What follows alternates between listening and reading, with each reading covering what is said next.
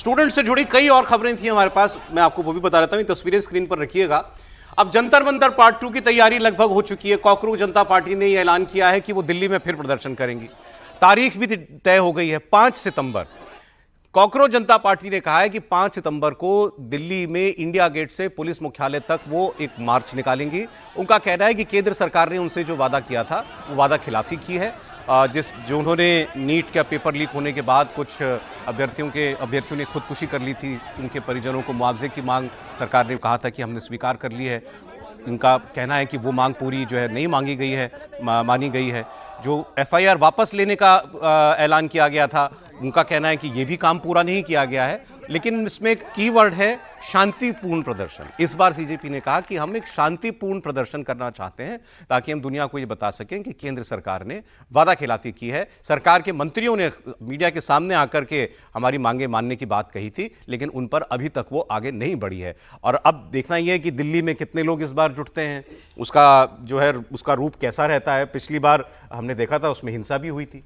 देखिए, एक तो सीजेपी के ऊपर भी एक दबाव होगा जंतर मंतर में जो उस दिन हुआ 20 जुलाई को, उसके मद्देनज़र, और पुलिस प्रशासन ने भी सबक सीखा होगा। जिस तरह की खबरें आ रही हैं, इंटेलिजेंस को भी अलर्ट किया गया है कि 8 या 10 पॉइंट्स पे आप अभी से फीडबैक हमको दें।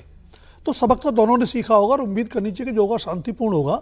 लेकिन जहाँ तक सवाल छात्रों का है, वो समस्या बहुत गहरी है सौरभ जी, आज की नहीं है, साल 2 साल की नहीं है।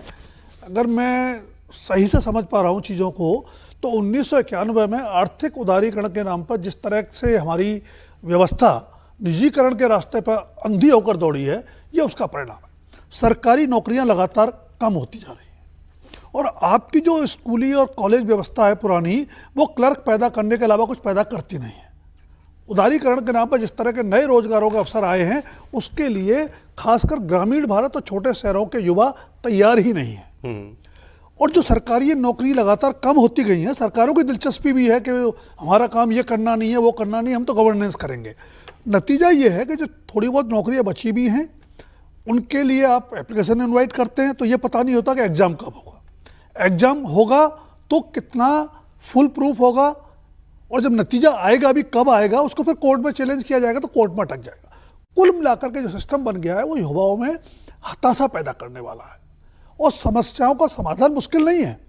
जैसे कल आपने बताया कि किसी एक अधिकारी ने ये बयान दे दिया जी कि हाथी चले बाजार कुत्ते भौंके हजार।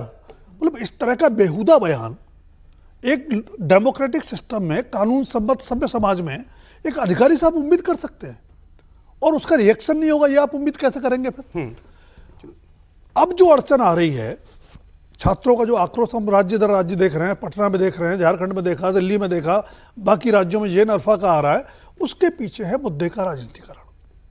कोई समस्या देख लीजिए, जिसका राजनीतिकरण हो गया उसका समाधान लगातार जटिल होता जाएगा। इसमें भी तो वो कह रहे हैं ना कि एक सेक्शन स्टूडेंट्स का है, वो कह रहा है बात करेंगे हम, ठीक है, अभी हम लोग आंदोलन नहीं करेंगे, मतलब आंदोलन जारी है, मार्च नहीं करेंगे। लेकिन कुछ राजनीतिक दलों के बिल्कुल वही स्टूडेंट्स उसमें वही हमने झारखंड में देखा, वहां भी 2 गुट हो गए, वहां भी यही हुआ।